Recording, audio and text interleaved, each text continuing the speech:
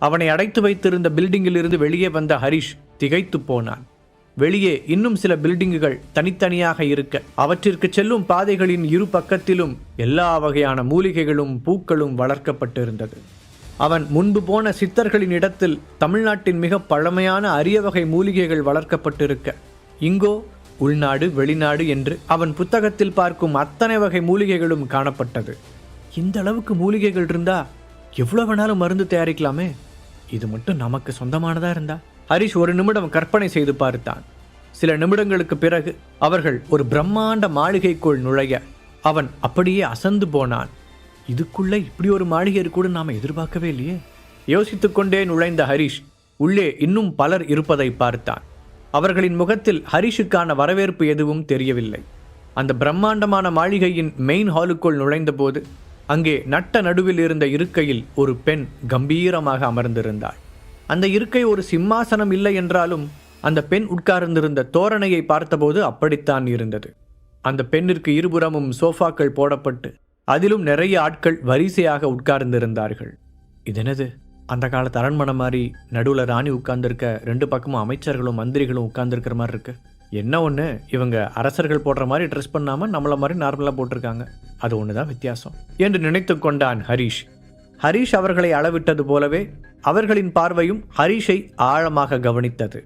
அவனை மேலிருந்து கீழாக பார்த்த அந்த பெண், நீதான் ஹரிஷ் ராஜேஸ்வரனா என்று கேட்டாள். ஆமா என்று ஹரிஷ் தலையை மட்டும் ஆட்ட. என்ன தலையை மட்டும் ஆட்டுற? அவங்க எங்களோட தலைவி, ஒழுங்கு மரியாதையை வாயை திறந்து பதில் சொல்லு என்று அங்கிருந்த ஒருவர் அதட்டினார். உங்களுக்கு தலைவியா இருந்தால் அதுக்கு நான் என்னடா பண்ணிட்டோம் என்று மைண்ட் வாய்ஸில் பேசிய ஹரிஷ் இவ்வளவு பெரிய கூட்டத்திற்கு நடுவில் அதை வாய்விட்டு சொல்வது தனக்கு ஆபத்து என்பதை உணர்ந்ததால் அமைதியாக நின்றான். உன்னை எதுக்காக இங்கே வர சொன்னேன்னு தெரியுமா? அந்த பெண் கேட்க. என்ன வர சொன்னீங்களா? உங்கள் ஹஸ்பண்டை விட்டு மிரட்டி கூட்டிகிட்டு வந்துட்டு ஏதோ வெத்தலை பாக்கு வச்சு அடைச்ச மாதிரி சொல்கிறாங்க என்று இந்த முறையும் மனதிற்குள்ளேயே சொல்லிக்கொண்ட ஹரிஷ் அவளுக்கு பதில் சொல்வதற்காக நிமிர்ந்து பார்த்தான். அப்போதுதான் அந்த தலைவிக்கு பின்னால் இருந்த சின்னத்தை கவனித்தவன் அப்படியே அதிர்ந்து போனான். ஏனென்றால் அது டெவில் கேங்கின் அடையாளம். ஆண்டனியிடமிருந்து எடுத்து அவன் போட்டிருந்த மோதிரத்தின் உள்பகுதியில் அந்த சின்னம்தான் இருந்தது. அதை பார்த்துதான் அன்று சைமன் அவனை நைட் கிங் என்று நினைத்தான். அப்படின்னா இதான் எல்லாரும் சொல்ற டெவில் கேங்கா? இந்த ஹெர்பல் மெடிசனோட பெரிய தலைக்கட்டு. மனதிற்குள் யோசித்த ஹரிஷ் இன்னொன்றையும் உணர்ந்தான். அந்த பெண் தலைவி என்றால் அவனை அழைக்க வந்தவர் இந்த கூட்டத்தின் தலைவர். தன்னை போன்ற ஒருவனை அழைக்க ஒரு கூட்டத்தின் தலைவரே நேரடியாக வந்தது ஹரிஷுக்கு ஆச்சரியத்தை ஏற்படுத்தியது. கூடவே கேள்வியும் எழுந்தது. நான் கேட்டதுக்கு இன்னும் பதில் வரலையே. அந்த தலைவி ஹரிஷை பார்த்து மீண்டும் கேட்க, தூக்கத்தில் இருந்து விழித்தவன் போல என்ன சொன்னீங்க என்று கேட்டான் ஹரிஷ். நான் எதுக்காக உன்னை இங்கே வரவழைச்சேன்னு தெரிய வேண்டாமா? லேசான கிண்டலுடன் கேட்டாள் அவள். எதுக்குன்னு இப்போ வரைக்கும் தெரியாது, ஆனால் தெரிஞ்சுக்க ஆர்வமாக இருக்கேன் என்று ஹரிஷ் உண்மையை கூறினான்.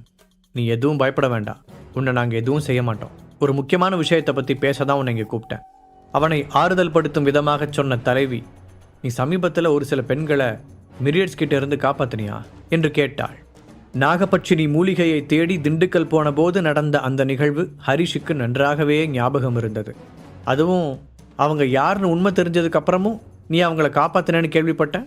அது ஏன்னு தெரிஞ்சுக்கலாமா? தலைவி அழுத்தமான குரலில் கேட்டாள். அவங்க யார் என்னங்கிறத பற்றிலாம் எனக்கு பிரச்சனை இல்லை. அவங்க ஆபத்தில் இருந்தாங்க, காப்பாற்றினேன், அவ்வளோதான். ஏன் இதை பற்றிலாம் நீங்கள் கேட்குறீங்க? நான் அவங்கள பஸ் ஸ்டாண்டில் இறக்கி விட்டதுக்கப்புறம் ஏதாவது பிரச்சனை வந்துடுச்சா என்று கேட்டான். அந்த பெண்கள் டெவில் கேங் குரூப்பை சேர்ந்தவர்கள் என்று அன்றே ஹரிஷுக்கு தெரியும். கூடவே அந்த பெண் அது தங்களுடைய உண்மையான பெயர் இல்லை, மற்றவர்களிடமிருந்து தங்களின் அடையாளத்தை மறைத்துக்கொள்ள அந்த பெயரை ஒரு முகமூடியாக பயன்படுத்துவதாக கூறியதும் ஹரிஷுக்கு நினைவில் இருந்தது. இல்லை, அவங்க நல்லா தான் இருக்காங்க. அவங்க 3 பேருமே எங்கள் குரூப்பில் ரொம்ப முக்கியமான மெம்பர்ஸ். நாங்கள் யாருன்னு இப்போ உனக்கு தெரிஞ்சிருக்குன்னு நினைக்கிறேன். அவங்களோட உயிரை காப்பாற்றி நீ எங்களுக்கு பெரிய ஹெல்ப் பண்ணியிருக்க. அதனால தான் உன்னை இங்கே வரவழைச்சேன். நீ செஞ்ச உதவிக்கான பரிசை நாங்கள் தரணும் இல்லையா? தலைவி கூற ஹரிஷுக்கு இன்றைக்கு ஆச்சரியத்துக்கு மேல் ஆச்சரியமாக இருந்தது. அந்த பெண்களுக்கு உதவி செய்தது அவனுக்கு இப்படி ஒரு வாய்ப்பை ஏற்படுத்தி கொடுக்கும் என்று அவன் எதிர்பார்க்கவில்லை. டெவில் கேங்கை பற்றி அவன் நிறைய கேள்விப்பட்டிருந்தான். இன்றுதான் அவர்களுடைய ஹெட் ஆஃபீஸை பார்த்திருக்கிறான். அந்த கேங் ஒரு தனி அரசியல் அமைப்பு போல செயல்பட்டது. அவர்களுக்கு ஒரு தலைவியும் பல்வேறு நிர்வாகிகளும் 4 மந்திரிகளும் இருப்பதை அவன் அறிந்திருந்தான். அவர்கள் தனியாக ஒரு இராஜாங்கமே நடத்தி வந்தனர். அப்படிப்பட்ட ஒரு அமைப்பில் இருந்து தனக்கு அழைப்பு வந்திருப்பதை உணர்ந்தவன் அவர்கள் என்ன பரிசு தரப்போகிறார்கள் என்பதை கேட்க ஆர்வமாக இருந்தான். கூடவே அவனுக்குள் சில சந்தேகங்களும் எழுந்தது. ஹரிஷின் கண்களில் இருந்த யோசனையை கவனித்த தலைவி, என்ன பாரம்பரியமான குழுன்னு சொன்னாங்க, ஆனால் நாங்கள்லாம் ரொம்ப ஃபேஷனாக இப்போ இருக்கிற மக்கள் மாதிரி ட்ரெஸ் பண்ணிட்டு இருக்கோன்னு பார்க்குறியா என்று அவன் மனதிற்குள் சென்று படித்ததைப் போல கேட்டாள். அதற்கு முதலில் ஆமாம் என்று தலையாட்டிய ஹரிஷ் வேகமாக இல்லை என்று மறுத்து கூறினான். நீ யோசிக்கிறதுல ஒன்றும் தப்பில்லை. இந்த உலகத்தில் மாற்றம் ஒன்று தான் மாறாதது. நாங்கள் என்னதான் பாரம்பரியமான குழுவாக இருந்தாலும் காலத்துக்கு தகுந்த மாதிரி எங்களை அப்டேட் பண்ணிக்கிட்டே வரோம். ட்ரெஸ்ஸிங்கில் மட்டும் இல்லை, மற்றவங்கள மாதிரியே புது புது விஷயங்களை படிக்கிறது, லேட்டஸ்ட் டெக்னாலஜியை யூஸ் பண்ணி மருந்துகளை தயாரிக்கிறதுன்னு எங்களோடது எல்லாமே அட்வான்ஸ்டாக மாறிக்கிட்டே இருக்கும். சொல்லப்போனால் இப்போ இங்கே இருக்கிற சாதாரண மனுஷங்களை விட சயின்ஸ்லேயும் டெக்னாலஜிலையும் நாங்கள் ஒருபடி முன்னாடி தான் இருப்போம். அதே சமயம் எங்களோட பாரம்பரியமான சட்ட திட்டங்களையும் விடாமல் ஃபாலோ பண்ணுவோம். சொன்ன தலைவியின் குரலில் பெருமை தெரிந்தது. ஹரிஷ் புரிந்தது என்பது போல ஆமாதிப்பாக தலையை ஆட்ட, நீயும் ஹெர்பல் மெடிசன் பற்றி இன்ட்ரெஸ்டடாக இருக்கிறதா கேள்விப்பட்டேன். அதை வச்சு நிறைய பேரோட உயிரையும் காப்பாற்றியிருக்க. அதனால் உன்னை எங்களோட குரூப்பில் சேர்த்துக்கிறதா உனக்கு நான் தர நல்ல பரிசாக இருக்கும். தலைவி கூற ஹரிஷ் என்ன பதில் சொல்வதென்று தெரியாமல் திகைத்தான். ஏனென்றால் அவன் ஏற்கனவே மிரியட்ஸ் கேங்கில் முக்கியமான நிர்வாகியாக இருந்தான். ஆனால் இன்னும் அதை பற்றி அவன் தெளிவான ஒரு முடிவுக்கு வரவில்லை. ஏசிபி கயல்விழி அவன் அந்த கேங்கை பிடிக்க உதவ வேண்டும் என்று கூறியதால்தான் ஹரிஷ் திட்டமிட்டு விக்டருடன் நட்பாக பழகி அந்த கேங்கில் இணைந்தான். அதற்கு பிறகு அதை காட்டிக் கொடுப்பதா இல்லை தானும் அதில் ஒரு அங்கமாக இணைந்து வேலை பார்ப்பதா என்பதை பற்றி ஹரிஷ் இன்னும் முடிவெடுக்கவில்லை. இப்போதைக்கு விக்டர் கூறியதால் மறுக்க முடியாமல் அந்த பதவியை ஏற்றுக்கொண்டிருக்கிறான். ஆனால் டெவில் கேங் அப்படி அல்ல. ஹெர்பல் மெடிசனின் முன்னோடி இவர்களுக்கான தனி சட்ட திட்டங்களும் பாரம்பரியமான விதிகளும் இருந்தது. ஹரிஷ் இதனுடன் இணைந்து வேலை பார்ப்பது அவனுக்கு பல விதங்களில் ப்ளஸ் பாயிண்ட்டுகளாக அமையும். ஹரிஷ் யோசித்து கொண்டிருக்கும் பொழுதே தலைவி இன்னொன்றையும் கூறினார். நீ எங்கள் குரூப்பில் மெம்பராக மட்டும் சேர போகிறதில்ல, உன்னோட மற்ற டேலண்ட்ஸை பற்றியும் எனக்கு தெரியும். ஸோ உனக்கு ஒரு சீக்ரெட்டான பதவியையும் தரப்போகிறேன். அது ஒரு தூதுவர் பதவி. தலைவி சொல்ல அங்கிருப்பவர்களின் கண்கள் பொறாமையால் நிறைந்தது. அதற்கு காரணம், தூதுவர் பதவி என்பது அவர்கள் அமைப்பில் மிக முக்கியமான ஒன்று. கூட்டத்தின் தலைவர்களுடன் நேரடி தொடர்பில் இருக்கும் அந்த பதவி அமைப்பின் மந்திரிகளுக்கு இணையானது. அதை திடீரென்று முளைத்த ஹரிஷுக்கு தருவது அவர்கள் மனதிற்குள் புகைச்சலை ஏற்படுத்தியது. அதற்குள் தலைவி அங்கிருந்த ஒருவனிடம் செய்கை செய்ய அவன் ஒரு பெட்டியை கொண்டு வந்து தந்தான். அதை திறந்த தலைவி தனக்கு முன்னால் நின்று கொண்டிருந்த ஹரிஷிடம் நீட்டினார். அந்த பெட்டிக்குள் டெவில் கேங்கின் முத்திரை பதிக்கப்பட்ட தங்க மோதிரம் இருந்தது. ஆண்டனியிடமிருந்து எடுத்து வந்தது நைட் கிங்கின் மோதிரம் என்று தெரிந்ததிலிருந்து ஹரிஷ் அதை விரலில் அணிவதில்லை. அதனால் இன்று தப்பித்தான். ஹரிஷ் தலைவியிடமிருந்து அந்த மோதிரத்தை வாங்குவதற்கு முன் அங்கு உட்கார்ந்திருந்த ஒருவன் வேகமாக எழுந்தான். தலைவியை பணிவாக வணங்கிய அவன், மேடம், இந்த பதவிக்கு இவன் தகுதி இல்லைன்னு எனக்கு தோணுது. இவன் அப்படி என்ன செஞ்சிட்டான்னு நீங்கள் நம்ம அமைப்போட இவ்வளோ பெரிய பதவியை இவ்வளோ அசால்ட்டாக தூக்கி கொடுக்குறீங்கன்னு தெரிஞ்சுக்கலாமா என்று கேட்டான். அவன் அந்த அமைப்பில் இருந்த 4 மந்திரிகளில் ஒருவன். பல வருடங்களாக டெவில் கேங்கில் ஒரு அங்கமாக இருந்து இந்த இடத்திற்கு முன்னேறி வந்திருந்தான். அதனால் இயற்கையாகவே அந்த கேங்கிற்குள் அவனுக்கு நல்ல ஆதரவு இருந்தது. நீங்கள் இன்னொரு தடவை நல்லா யோசிச்சு முடிவெடுக்கணும்னு நினைக்கிறேன். தூதுவருங்கிறது நம்ம அமைப்பிலேயே முக்கியமான ஒரு போஸ்டிங். அது எந்த எக்ஸ்பீரியன்ஸுமே இல்லாத ஒரு புது ஆளுக்கு கொடுக்கறத எங்களால் ஏற்றுக்கவே முடியாது என்று அவன் உறுதியாக கூறினான். அந்த மந்திரியை கூர்ந்து பார்த்த தலைவி, எந்த தகுதியும் இல்லாத ஒரு ஆளுக்கு அப்படி ஒரு பதவியை யோசிக்காமல் நான் தூக்கி கொடுப்பேன்னு நீங்கள் நினைக்கிறீங்களா என்று ஆழமான குரலில் கேட்டாள். இப்போ கூட உங்களோட முடிவை எதிர்க்கணும்னு நினைக்கல. நம்ம கேங்லேயே எக்ஸ்பீரியன்ஸான நிறைய பேர் இருக்காங்க. அவங்களெல்லாம் விட்டுட்டு ஹரிஷுக்கு இந்த போஸ்டிங்கை கொடுக்கறது ஒரு தவறான எக்ஸாம்பிளாக போயிடும். அதைத்தான் சொல்ல வந்தேன். அந்த மந்திரி தன்னுடைய பக்கத்தை விளக்கினான். இப்போது எல்லோருடைய பார்வையும் தலைவியின் மேல் விழ இறுக்கமான முகத்துடன் இருந்த தலைவி பேசுவதற்காக வாயை திறந்தார். அங்கிருந்த எல்லோரையும் ஒரு முறை பார்த்த தலைவி, நான் இவ்வளவு நேரம் உங்ககிட்ட எல்லாம் ஹரிஷை பற்றி ஒரு உண்மையை சொல்லவே இல்லை. அதை கேட்டதுக்கு அப்புறமும் என்னோட முடிவு தப்பா இருக்குன்னு நீங்கள் நினச்சா தாராளமாக சொல்லலாம் என்று இறுக்கமான முகத்துடன் கூற எல்லோரும் ஆர்வத்துடன் அவளை பார்த்தனர். ஹரிஷ் நம்ம அமைப்போட முக்கியமான மெம்பர்ஸை காப்பாற்றினவன் மட்டும் இல்லை, ஹெர்பல் மெடிசனில் ரொம்ப டேலண்டானவன். எந்த அளவுக்குன்னு கேட்டால் ஹெர்பல் மெடிசனோட குரு ருத்ரவேந்தர் ஹரிஷை தன்னோட சிஷ்யனாக ஏற்றுக்கிட்டு ட்ரைனிங் கொடுக்குற அளவுக்கு என்று தலைவி அழுத்தமான குரலில் கூற அந்த சபையே அமைதியில் உறைந்தது. அடுத்த நிமிடமே, என்னது, இவன் ருத்ரவேந்தரோட சிஷ்யனா என்று அவர்கள் பரபரப்புடன் தங்களுக்குள் பேசிக்கொண்டனர். இதுக்கு மேலேயும் என்னோட முடிவை தப்புன்னு சொல்றீங்களா என்று தலைவி கேட்க இப்போது அதை மறுப்பதற்கு யாருக்கும் தைரியமில்லை. உண்மையிலேயே இந்த விஷயம் அங்கு ஒரு பெரிய அதிர்வை ஏற்படுத்தி இருந்தது. நான் ருத்ரவேந்தரோட சிஷ்யங்கிற உண்மை தலைவிக்கு எப்படி தெரியும்? இன்னும் என்னை பற்றி எந்தெந்த விஷயம்லாம் உங்களுக்கு தெரியும்னு தெரியலையே. அது சரி, அதை கேட்டு ஏன் இந்த மெம்பர்ஸ் எல்லாம் இவ்வளோ அதிர்ச்சி ஆகுறாங்க? அவர் இந்த ஹெர்பல் மெடிசனோட கடவுள் மாதிரிங்கிறதுனாலயா? ஹரிஷுக்குள் அடுக்கடுக்காக கேள்விகள் எழுந்தது. அவன் ஹெர்பல் மெடிசன் தயாரிக்கிறான் என்ற செய்தி வெளியில் தெரிந்ததில் அவனுக்கு ஆச்சரியம் இல்லை. ஏனென்றால் பொது இடத்தில் வைத்துதான் அவன் திவ்யாவின் உயிரை காப்பாற்றினான். ஆனால் ருத்ரவேந்தர் அவனுக்கு பயிற்சி அளிப்பது எப்படி இவர்களுக்கு தெரிந்தது என்ற விஷயம் மட்டும் அவனுக்கு புரியவில்லை. ஏனென்றால் அதை அவன் மிக ரகசியமாக வைத்திருந்தான். என்ன, இன்னும் யாருக்காவது அப்ஜெக்ஷன் இருக்கா? தலைவி மீண்டும் கேட்க, ஹரீஷ் ருத்ரவேந்தரோட ஸ்டூடெண்ட்னு தெரிஞ்சதுக்கு அப்புறம் எப்படி நாங்கள் அவரை வேண்டாம்னு சொல்லுவோம்? அந்த மந்திரி பயத்துடன் பதில் கூறினார். அப்படின்னா உங்க எல்லார் முன்னாடியும் இப்பவே அந்த பதவியை ஹரிஷுக்கு கொடுக்குறேன் சொன்ன தலைவி அந்த மோதிர பெட்டியை அவனுடைய கைகளில் கொடுத்தாள். அப்புறம் உன்கிட்ட ஒரு முக்கியமான விஷயம் பேசணும், என் பின்னாடி வா என்று தலைவி எழுந்து போக ஹரிஷ் அவளை பின்தொடர்ந்தான். அந்த மாளிகையில் பின்பக்கமாக இருந்த தோட்டத்திற்குள் இறங்கிய தலைவி, உன்கிட்ட நான் ஒரு பெரிய உதவியை கேட்க போறேன் என்று பலமாக பீடிகை போட்டாள். ஹரிஷ் என்ன என்று புரியாமல் அவளை பார்க்க, ஒரு மாசத்துக்கு முன்னாடி எங்களுக்கு ஒரு தகவல் கிடைச்சது. அதுபடி எங்களோட எதிரணிகள் சேர்ந்து சென்னையில் ஒரு ரகசியமான காலேஜ் தொடங்க திட்டம் போட்டிருக்கிறதா கேள்விப்பட்டோம். அது வெளியில் பார்க்க ஒரு சாதாரண ஆயுர்வேத காலேஜ் மாதிரி இருக்கும். ஆனால் உனக்கே நல்லா தெரியும்னு நினைக்கிறேன். இங்கே நார்மலாக இருக்கிற ஆயுர்வேத மெடிசனுக்கும் நம்ம தயாரிக்கிற ஹெர்பல் மெடிசனுக்கும் நிறையவே வித்தியாசம் இருக்குது. மக்களோட சின்ன சின்ன நோய்களை குணப்படுத்துறதுக்காக சித்தா, ஆயுர்வேதம், யுனானின்னு இயற்கை மருத்துவம் சம்மந்தப்பட்ட நிறைய படிப்புகள் நம்ம ஊர்லேயே இருக்குது. ஆனால் நம்ம செய்கிறது இதையெல்லாம் தாண்டி ஒரு பெரிய விஷயம். ஒரு சில ஹெர்பல்ஸை வச்சு மனிதர்களுக்கு நினச்சி பார்க்க முடியாத அளவுக்கு சக்தியை நம்மளால் உருவாக்கி தர முடியும்.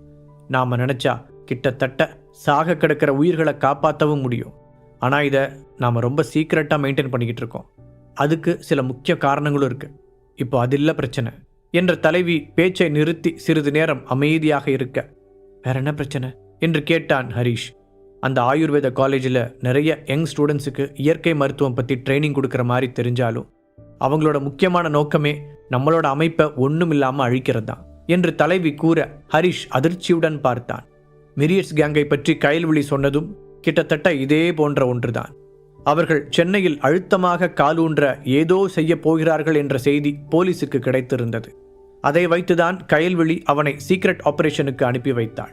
இதையெல்லாம் யோசித்து பார்த்த ஹரிஷுக்கு அந்த ஆயுர்வேத காலேஜில் தான் ஏதோ விஷயம் இருப்பதாக தோன்றியது. ஆனால் அவன் பார்த்தவரை விக்டர் அவனிடம் நல்லவன் போலதான் நடந்து கொண்டான். மிரியட்ஸ், டெவில் கேங் இரண்டுமே ஹெர்பல் மெடிசனில் ஒரு முக்கியமான இடத்தை பெற்ற அமைப்புகளாக உள்ளது. இப்போது இந்த 2 பேரில் ஹரிஷ் எதை தேர்ந்தெடுக்கப் போகிறான்? ஹரிஷுக்குள் கேள்வி எழுந்தாலும் அதை பற்றி அப்புறம் யோசிக்கலாம் என்று முடிவெடுத்த ஹரிஷ் தலைவியை நிமிர்ந்து பார்த்தான். நீங்க சொல்றது எனக்கு புரியுது. இப்போ இதுல நான் என்ன ஹெல்ப் பண்ண முடியும் என்று யோசனையோடு கேட்டான். நீ அந்த காலேஜில் சேரணும். உண்மையாவே அங்கே என்ன நடக்குதுன்னு கண்டுபிடிச்சு எங்ககிட்ட சொல்லணும் தலைவி கூற, என்ன ஒரு ஸ்பையா இருக்க சொல்றீங்களா என்று ஹரிஷ் அதிர்ச்சியுடன் கேட்டான். நான் கேட்கறது ஒரு கஷ்டமான உதவின்னு எனக்கு நல்லாவே தெரியும். ஆனால் எனக்கு வேற வழி தெரியல. நீ தான் அதுக்கு பொருத்தமான ஆளா இருப்பேன்னு தோணுது. உனக்கு கொடுத்த அந்த பதவிக்கு நீ நியாயம் செய்யணும். அப்போதான் நான் ஒரு சரியான முடிவை தான் எடுத்திருக்கேன்னு மற்றவங்களும் நம்புவாங்க. கண்டிப்பாக அந்த காலேஜ் பெரிய லெவலில் பேசப்படும். நம்மளோட ஹெர்பல் மெடிசனை பற்றி தெரிஞ்ச நிறைய பணக்கார விட்டு பிள்ளைகள் அந்த காலேஜில் சேர்ந்து படிப்பாங்க. ஸோ நீயும் அவங்கள ஒருத்தராக அங்கே சேர்ந்து எங்களுக்காக ஏதாவது கண்டுபிடிச்சிட்டு வரணும் என்று விளக்கமாக எடுத்து சொன்னாள் தலைவி. அங்கிருந்து அப்படி நான் என்னத்தை கண்டுபிடிச்சிட்டு வரணும்னு நீங்கள் நினைக்கிறீங்க? ஹரிஷ் கொஞ்சம் பயத்துடன் கேட்டான். அந்த காலேஜை தொடங்கி நடத்த போகிற அமைப்புகளில் ஒன்று புதுசாக ஒரு ஹெர்பல் மெடிசனை உருவாக்க போகிறதா கேள்விப்பட்டேன். நீ அதோட ஃபார்முலாவை கற்றுக்கிட்டு எங்ககிட்ட வந்து சொல்லணும்னு எதிர்பார்க்குறேன். தலைவி நேரடியாக சொல்ல ஹரிஷ் என்ன பதில் கூறுவதென்று தெரியாமல் முழித்தான். இவ்வளவு தூரம் வந்த பிறகு அவன் இதிலிருந்து பின்வாங்க முடியாது. இது ஒரு சக்தி வாய்ந்த அமைப்பு. அவன் மீது துளி சந்தேகம் வந்தாலும் நிச்சயம் அவன் இங்கிருந்து வெளியே செல்ல முடியாது. அதனால் இப்போதைக்கு அவர்கள் கூறுவதை ஒப்புக்கொள்வதை தவிர ஹரிஷுக்கு வேறு சாய்ஸ் இல்லை. அவன் சரி என்று தலையசைக்க தலைவியின் முகத்தில் ஒரு நிம்மதி தெரிந்தது. அதன் பிறகு ஹரிஷ் அங்கிருந்து ராஜ மரியாதையுடன் அனுப்பி வைக்கப்பட்டான். தன்னுடைய சீக்ரெட் பிளேஸிற்கு திரும்பி வந்த ஹரிஷ் இதுவரை நடந்த எல்லாத்தையும் வரிசைப்படுத்தி யோசிக்க முயற்சித்தான். டெவில் கேங்கின் தலைவி சொல்வதை பார்க்கும்போது இந்த ஹெர்பல் மெடிசனுக்கு பின்னணியில் ஒரு தனி உலகம் இயங்கிக் கொண்டிருப்பது புரிந்தது. அதில் நிறைய குழுக்கள் உள்ளது. அதில் அவனுக்கு தெரிந்தது டெவில் கேங் மற்றும் மிரியட்ஸ். இந்த 2 கூட்டத்திலும் ஹரிஷ் ஒரு முக்கியமான பதவியில் உள்ளான். இது நிஜமாகவே அவனுக்கு சாதகமானதா, இல்லை ஆபத்தை விலை கொடுத்து வாங்குவது போலாகுமா? போக போகத்தான் தெரியும். சென்னையில் புதிதாக தொடங்கப் போகும் அந்த காலேஜை பற்றி கேள்விப்பட்டதிலிருந்து ஹரிஷுக்கும் அங்கு என்ன நடக்கிறது என்று தெரிந்து கொள்ளும் ஆர்வம் ஏற்பட்டது. அதனால் மற்றதையெல்லாம் ஒதுக்கி வைத்துவிட்டு இப்போதைக்கு அந்த காலேஜை பற்றிய உண்மையை அறிந்து கொள்வதில் கவனம் செலுத்தலாம் என்று முடிவு செய்தான். ஹரிஷ் ஹெர்பல் மெடிசனுக்குள் கால் எடுத்து வைத்ததிலிருந்து அந்த உலகத்தில் புதைந்து கிடக்கும் ரகசியங்கள் அவனுக்கு தொடர்ந்து ஆச்சரியத்தை ஏற்படுத்தி கொண்டே இருந்தது. உண்மையிலேயே இது ரொம்ப இன்ட்ரெஸ்டாக தான் இருக்கு. இப்போதான் ஆட்டமே சூடுபிடிக்க ஆரம்பிச்சிருக்கு. ஒரு புன்னகையுடன் சொல்லிக்கொண்ட ஹரிஷ் அடுத்து வரும் சவால்களை சந்திக்க தயாரானான். அடுத்து வந்த நாட்களில் ஹரிஷுடைய நாட்கள் வழக்கம் போல செல்ல ஆரம்பித்தது. நரேந்திரனை அடித்து தூக்கி போட்டதற்கு மறுநாள் பிரபல தொழிலதிபரின் மகன் காயங்களுடன் சாலை ஓரத்தில் கண்டெடுப்பு என்பதுதான் தமிழ்நாட்டின் முக்கியமான செய்தித்தாள்களின் தலைப்புச் செய்தியாக இருந்தது. ஆனால் அதை யார் செய்தார்கள் என்பதை இதுவரை யாராலும் கண்டுபிடிக்க முடியவில்லை. இன்னொரு பக்கம் ஜீவா ஓரளவிற்கு குணமாகிவிட ஹரிஷும் திவ்யாவும் அவனை வீட்டுக்கு அழைத்து வந்தனர். ஜீவாவின் தாத்தா பிரபாகரன் அவனை ஆர்வமாக வரவேற்றார். அவனுடைய காயங்களெல்லாம் நன்றாக குணமாகி இருந்தாலும் இப்போதைக்கு அவன் வீல் சேரில் தான் இருந்தான். ஆனால் அவன் கூடிய சீக்கிரம் நடந்து விடுவான் என்பதில் அவர்கள் எல்லோருக்கும் நிறையவே நம்பிக்கை இருந்தது. நீ இவ்வளோ சீக்கிரம் சரியானதில் எனக்கு ரொம்ப சந்தோஷம் என்றார் பிரபாகரன். ஜீவாவின் வீட்டில் அவனுடைய சொந்தக்காரர்கள் சிலர் அவனை பார்ப்பதற்காக வந்திருந்தார்கள். ஆனால் அவர்கள் ஹரிஷுடன் அவ்வளவாக முகம் கொடுத்து பேசவில்லை. ஜீவா அடிபட்டதற்கு அவன்தான் காரணம் என்று நினைத்ததுடன் அவன் எந்த ஃபேமிலி பேக்ரவுண்டும் இல்லாத சாதாரண ஆள் என்று கருதினார்கள். ஹரிஷ் அதையெல்லாம் கண்டுகொள்ளாமல் எப்போதும் போல அந்த வீட்டில் இருந்தவர்களுடன் சகஜமாக பேசினான். அவர்கள் எல்லோரும் பேசிக்கொண்டிருக்கும் பொழுது திடீரென்று பிரபாகரன் ஜீவாவை பார்த்து, கூடிய சீக்கிரமே சென்னையில் ஒரு ஆயுர்வேத காலேஜ் திறக்க போகிறாங்க. நேச்சுரல் ஹீலிங் ஆர்ட்ஸ்னு அதுக்கு பேர் வச்சுருக்காங்க. அதில் நமக்கு தேவையான சில முக்கியமான விஷயங்களை கற்றுத்தரப்போகிறதா கேள்விப்பட்டேன். நீ அதில் சேர்ந்து படித்தா நம்ம ஃபேமிலிக்கு ரொம்ப யூஸ்ஃபுல்லாக இருக்கும்னு நினைக்கிறேன் என்று கூறினார். பிரபாகரனுக்கு எப்போதுமே ஜீவாவின் மீது மிகப்பெரிய நம்பிக்கை இருந்தது. எதிர்காலத்தில் அவன் தங்களுடைய குடும்பத்தை பெரிய இடத்திற்கு கொண்டு செல்வான் என்று எதிர்பார்த்தார். அப்போதுதான் அவருடைய நண்பர்கள் மூலமாக அந்த காலேஜ் பற்றிய செய்தி கிடைத்தது. அங்கு சொல்லிக் கொடுக்கப்படும் விஷயங்களை ஜீவா கற்றுக்கொண்டால் அது அவர்களுடைய எதிர்காலத்திற்கு உறுதுணையாக இருக்கும் என்று நினைத்தார் பிரபாகரன். சரி தாத்தா, ஆனால் நான் காலேஜுக்கு போயிட்டா இந்த ஃபேமிலி பிஸ்னஸை யார் பார்த்துக்குவா? ஜீவா கவலையுடன் கேட்டான். அவனுடைய தாத்தா சில வருடங்களுக்கு முன்பே மொத்த பொறுப்பையும் அவனிடம் கொடுத்துவிட்டு ஓய்வெடுக்க தொடங்கிவிட்டார். அப்படி இருக்கும் பொழுது ஜீவா பிஸ்னஸையும் பார்த்து கொண்டு அந்த காலேஜிற்கும் செல்வதென்பது சாத்தியமில்லாத ஒன்று. அதை யோசித்துதான் அவன் அப்படி கேட்டான். அதை பற்றி நீ கவலைப்படாத ஜீவா, திவ்யா அதை பார்த்துக்குவா. அவள் ரொம்ப புத்திசாலி. அவளுக்கு ஏதாவது சந்தேகம் வந்தா நான் ஹெல்ப் பண்ண ரெடியாக இருக்கேன் என்று சாதாரணமாக கூறினார். அவர் இதை பற்றியெல்லாம் ஏற்கனவே யோசித்து முடிவெடுத்து விட்டார் என்பது ஹரிஷுக்கும் ஜீவாவுக்கும் புரிந்தது. அதற்கு மேல் மறுக்க காரணம் இல்லாததால் சம்மதமாக தலையாட்டிய ஜீவா, ஹரிஷ், உனக்கு தான் இதில் என்னோட ரொம்ப இன்ட்ரெஸ்ட் அதிகம். ஸோ நீயும் என் கூட வரியா என்று திடீரென்று ஹரிஷை பார்த்து கேட்டான். அஃப்கோர்ஸ், இதை நீ கேட்கணுமா என்றான் ஹரிஷ். அவனுக்கு பழம் நழுவி பாலில் விழுந்ததை போல இருந்தது. தனியாகத்தான் அங்கே போக வேண்டுமோ என்று கவலைப்பட்டு கொண்டிருந்தவன் இப்போது ஜீவாவும் உடன் வரப்போகிறான் என்று தெரிந்த பிறகு உள்ளுக்குள் ரொம்ப சந்தோஷப்பட்டான். அப்போது அங்கிருந்த ஜீவாவின் உறவினர்களில் ஒருவர், அந்த காலேஜில் சேர்றது அவ்வளோ ஒன்றும் ஈஸி கிடையாது, உனக்கு ஏதாவது கனெக்ஷன்ஸ் இருக்கா என்று ஹரிஷை பார்த்து கிண்டலாக கேட்டார். அதில் உங்களுக்கு என்ன பிரச்சனை? ஜீவா முகத்தை கடுகடுவென்று வைத்துக்கொண்டு அவரை பதிலுக்கு கேட்டான். என்னதான் அவனுடைய சொந்தக்காரர்களாக இருந்தாலும் அவர்கள் ஹரிஷை அவமானப்படுத்துவது போல பேசுவதை அவனால் தாங்கிக் கொள்ள முடியாது. ஜீவா, நீ எதுக்கு இப்படி நமக்கு சம்பந்தமே இல்லாத ஆளுங்களுக்கெல்லாம் ஹெல்ப் பண்ற? திவ்யா, உன் ஹஸ்பண்ட் கிட்ட நீயாவது எடுத்து சொல்ல மாட்டியா? ஏற்கனவே அடிபட்டது பத்தாதா என்று ஹரிஷை குத்தி காட்டுவது போல இன்னொருவர் பேசினார். நீங்க என்ன சொல்ல வரீங்கன்னு எனக்கு புரியல. என் ஹஸ்பண்டும் ஹரிஷும் ரொம்ப நல்ல ஃப்ரெண்ட்ஸ். யாராவது ஒருத்தருக்கு ஏதாவது ஒன்றுனா கூட இன்னொருத்தர் தாங்கிக்க மாட்டாங்க.